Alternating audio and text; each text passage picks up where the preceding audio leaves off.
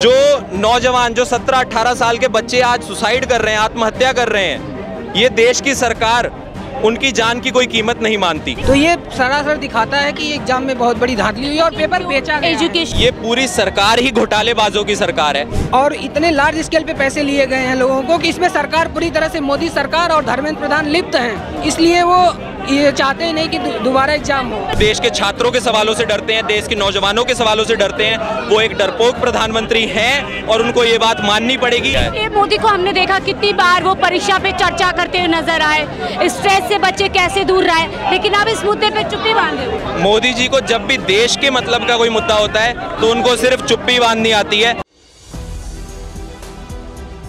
दिल्ली देख रहे हैं, मैं हूं आपके साथ शाहीन खान। लगातार अब एसबीआई की जांच की मांग की जा रही है और छात्र इस मुद्दे को लगातार उठा रहे हैं कि किस तरीके से सरकार ने जानबूझ करके जो भ्रष्टाचार सामने आया उसको लेकर के सरकार कितनी तरीके से इसमें गंभीर नहीं नजर आती है। तमाम ऐसे मामले हैं। फिलहाल एनएसयूआई जो कि कांग्रेस का स्टूडेंट विंग है वो सड़कों पर है, इसको पूरी तरीके से मजबूती से एनएसयूआई डिमांड्स एसबीआई इन्वेस्टिगेशन। लेकिन जो देखिए एजुकेशन मिनिस्टर है प्रधान जी, उन्होंने तो साफ कर दिया है कि कोई घोटाला नहीं हुआ है, अगर जांच होगी तो एनटीए के अंदर ही होगी। देखिए, जिस देश में चोर को अपनी चोरी पकड़ने का एक मौका मिल जाए तो मुझे नहीं लगता कि आज तक इतिहास में किसी चोर ने ये बताया होगा कि मैं चोर हूं। तो जिस एनटीए का जो निर्देशक है, जिसके कार्यकाल में इतना बड़ा ये घपला, ये 2.5 करोड़ के चेक गुजरात में पकड़े जाने और ना जाने कितने सेंटरों पे ये घपला होना, हरियाणा के एक सेंटर से 6 टॉपर जिनके 720 नंबर पूरे आ गए और उसके ही कार्यकाल में ये चीज़ हुआ हो और उसी को जांच का निर्देश ऊपर से मिल जाना, तो ये तो हास्यास्पद है। और मुझे लगता है कहीं ना कहीं जो नौजवान जो 17-18 साल के बच्चे आज सुसाइड कर रहे हैं, आत्महत्या कर रहे हैं, ये देश की सरकार उनकी जान की कोई कीमत नहीं मानती। लेकिन एजुकेशन मिनिस्टर कह रहे कोई घोटाला नहीं हुआ है, कोई भ्रष्टाचार नहीं हुआ है। तो जो 2.5 करोड़ के चेक पकड़े गए हैं, जो सीज किए हैं, वो किस लिए किए गए हैं? क्या लगता है सरकार जो एजुकेशन मिनिस्टर है किसको बचाने की कोशिश कर रही है? देखिए, ये पूरी सरकार ही घोटालेबाजों की सरकार है, घपलेबाजों की सरकार है। मैं कह रहा हूँ ये बात कि जो हमें उस कुर्सी का सम्मान करना चाहिए, मगर जो प्रधानमंत्री की कुर्सी पे वो व्यक्ति बैठा हुआ है, वहां से लेके और भारतीय जनता पार्टी और राष्ट्रीय स्वयंसेवक संघ, इनका एक एक आदमी, इनका एक एक कार्यकर्ता भ्रष्ट है, घोटालेबाज है, धोखेबाज है। इन्होंने हमेशा से इस देश को धोखा दिया। आज़ादी की लड़ाई में इन लोगों ने इस देश को धोखा दिया, तब से ये लोग इस देश को धोखा देते हुए आ रहे हैं। आज भी इन्होंने इस देश के नौजवानों को, युवाओं को, छात्रों को फिर से धोखा दिया है। मगर मैं एक बात और कहना चाहता हूँ, 100 सीट पार हो गई है कांग्रेस पार्टी की इस देश की संसद में, और कांग्रेस पार्टी जब 50 पे थी तब इनको सांस नहीं लेने देती थी, इनको हमारे सारे सांसदों को निलंबित करना पड़ता था। आज जब हमारे 100 सांसद हैं तो मोदी जी भूल जाएं कि वो रात की नींद लेंगे। संसद का सत्र होगा, क्या विपक्ष घेरने की कोशिश? देखिए, ये अगर कांग्रेस पार्टी का छात्र संगठन आज यहाँ पे सड़क पे उतरा हुआ है तो कांग्रेस पार्टी का एक एक सांसद वो हमारे साथ है।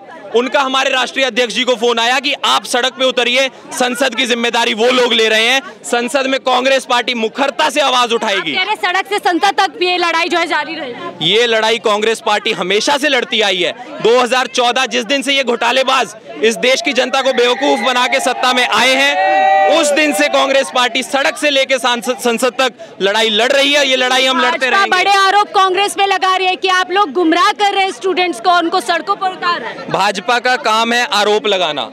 जब भी हम इनसे कोई सवाल पूछ लें तो ये बात क्या करते हैं कि नेहरू जी के जमाने में ये हुआ था।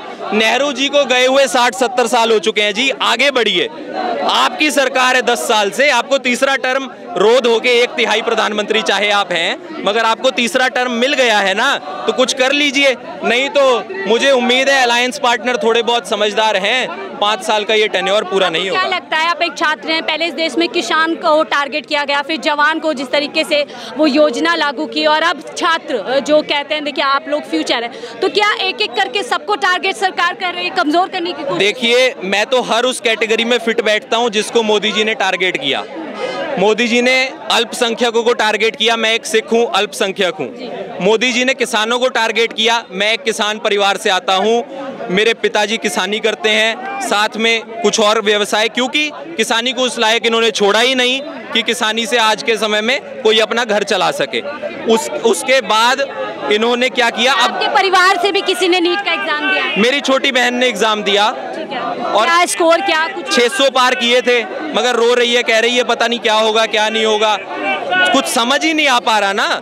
जो 17-18 साल का एक छोटा बच्चा है जो अपनी जिंदगी में अगला पड़ाव रखने वाला है, जिसको उसको अभी से क्या समझ आ रहा है कि उसके साथ देश की सरकार ने कितना बड़ा घोटाला कर दिया है। मोदी को हमने देखा कितनी बार वो परीक्षा पे चर्चा करते हुए नजर आए, स्ट्रेस से बच्चे कैसे दूर रहे, लेकिन अब इस मुद्दे पे चुप्पी बांधे हुए। मोदी जी को जब भी देश के मतलब का कोई मुद्दा होता है तो उनको सिर्फ चुप्पी बांधनी आती है, उनको चुप्पी के अलावा देश के किसी मुद्दे पे कोई भी बात रखनी नहीं आती है। मोदी जी एक डरपोक प्रधानमंत्री हैं, वो देश के छात्रों के सवालों से डरते हैं, देश के नौजवानों के सवालों से डरते हैं, वो एक डरपोक प्रधानमंत्री हैं और उनको ये बात माननी पड़ेगी। लेकिन एनएसयूआई और कांग्रेस पार्टी सड़कों पे उतरी हुई है। हम सड़क से लेकर संसद तक छात्रों की आवाज उठाएंगे और छात्रों को न्याय दिलवाएंगे।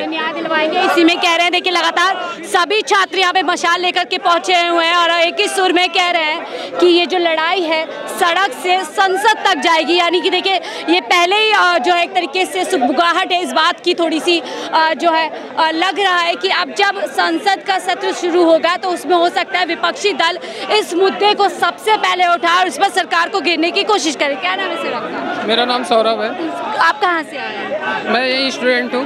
ठीक है सौरभ जी, आपने आपके परिवार ने किसी ने नीट का एग्जाम दिया था? हाँ, मेरी छोटी बहन ने एग्जाम दिया। क्या उनका स्कोर रहा और कैसे इस पूरे स्कैम को देखते हैं? वो उसका स्कोर रहा है 610 मार्क्स और उसकी रैंक आई है, आप विश्वास नहीं करेंगे, 60,000। इतना हाई इन्फ्लेशन रैंक में ये पूर्णतया दिखाता है कि अचानक पेपर को बेचा गया है और बहुत लार्ज स्केल पे पेपर को अपना पक्ष रख रहा है कि बच्चों मेधावी के काफ़ी बच्चे इस बार जो इंटेलिजेंस काफ़ी एग्जाम दिए गए, पढ़ाई अच्छी हुई है, इसीलिए ये स्कोर इस बार रहा है। हर बार पढ़ाई होती है, इन्फ्लेशन का रेट है 4 से 5%, लेकिन इस बार लोग पकड़े गए हैं। बिहार में पुलिस ने गिरफ्तार किया है लोगों को, और जब एनटीए जैसी संस्था पे लोगों का विश्वास उठ गया है तो, और आप विश्वास नहीं मानेंगे, बहुत सारे लोग हैं जो क्लास 12th में फेल हो गए हैं और उनकी रैंक अंडर 1000 आई है नीट में, जो कि मतलब मिरेकल है एक तरह से। तो ये सरासर दिखाता है कि एग्जाम में बहुत बड़ी धांधली हुई और पेपर बेचा गया। एजुकेशन मिनिस्ट्री लगातार नकार रही है कि कोई भी भ्रष्टाचार नहीं हुआ है, अगर किसी ने कुछ किया है तो उसको सजा मिलेगी। हाँ, तो जब हम एग्जाम दिए हैं तो री नीट की मांग कर रहे हैं और उसको परीक्षा को दोबारा करा लिया जाए। 24 लाख बच्चे फिर से री नीट दे, ये संभव नहीं है। तो जो पढ़े ही नहीं है वो डॉक्टर बन जाएं, और हमारे भविष्य हैं जो वो कैसे डॉक्टर बनेंगे, ये विश्वास का मसला है। एनटीए पे हमेशा सवाल उठे हैं, कई बार यूजीसी नेट का पेपर भी वो लीक की है, ये भी पेपर भी लीक हुआ है, और ये इस बार इतना आप 4 तारीख को जनरल इलेक्शन का रिजल्ट आता है, आप विश्वास करिए उसी दिन नीट का रिजल्ट आता है। और आपको इसके पीछे क्या मंशा रही होगी कि 10 दिन बाद की जगह 10 दिन पहले जो है रिजल्ट अनाउंस कर दिया जाता है? क्योंकि लोग इलेक्शन के रिजल्ट में व्यस्त रहे, इस बात को दबा दिया जाए, और इतने लार्ज स्केल पे पैसे लिए गए हैं लोगों को कि इसमें सरकार पूरी तरह से, मोदी सरकार और धर्मेंद्र प्रधान लिप्त हैं, इसलिए वो ये चाहते ही नहीं कि दोबारा एग्जाम हो। प्रधान कह रहे हैं कांग्रेस लोगों को गुमराह कर रही है, छात्रों को एक तरीके से गुमराह करके। इसकी सीबीआई जांच की मांग कर रहे हैं हम लोग, इसको तुरंत पहले काउंसलिंग रोकी जाए और उसके बाद री नीट का एग्जाम हो। और तमिलनाडु जैसे स्टेट जो कि वो तो नीट को मानते ही नहीं, बहुत दिनों से बहुत लोग सुसाइड कर चुके हैं ऑलरेडी। इस एनटीए पे सवाल आज नहीं उठा है, इसकी क्रेडिबिलिटी पिछले 4-5 जब से ये एग्जाम करा रही है तब से ये 2 हफ्ते का समय सुप्रीम कोर्ट ने दिया है एनटीए को जवाब देने के लिए। क्या लगता है क्या कुछ वो इसमें जवाब दे सकते हैं? आप जो इसमें जिसपे आरोप लगा था वही कमेटी की जांच कर रहा है, आप मान सकती है कि न्याय होगा? ये आप समझिए कि जिसपे आप पे आरोप लगा हो और आप ही उसके हेड बन के जांच करें, कुछ रिजल्ट आएगा? जांच नहीं होगी, नहीं जांच ही नहीं हो इस पे। सीबीआई जांच के अलावा और कोई जांच नहीं, पहले काउंसलिंग पे रोक लगाई जाए, ये हमारी मांग है। काउंसलिंग पर रोक लगाई जाए, हालांकि सुप्रीम कोर्ट पहले ही साफ कर चुका है कि काउंसलिंग पे रोक नहीं लगेगी। और उधर धर्मेंद्र प्रधान भी कह चुके हैं कि कोई दिक्कत नहीं है, काउंसलिंग के लिए आगे बढ़िए, और कांग्रेस लगातार गुमराह करने का काम करे, ऐसा आरोप कांग्रेस पे लग रहा है। लेकिन इस बीच तमाम छात्र कह लीजिए, तमाम संगठनों के लोग सीबीआई जांच की बात कर रहे हैं कि सीबीआई जांच इस पूरे मामले में बैठानी चाहिए।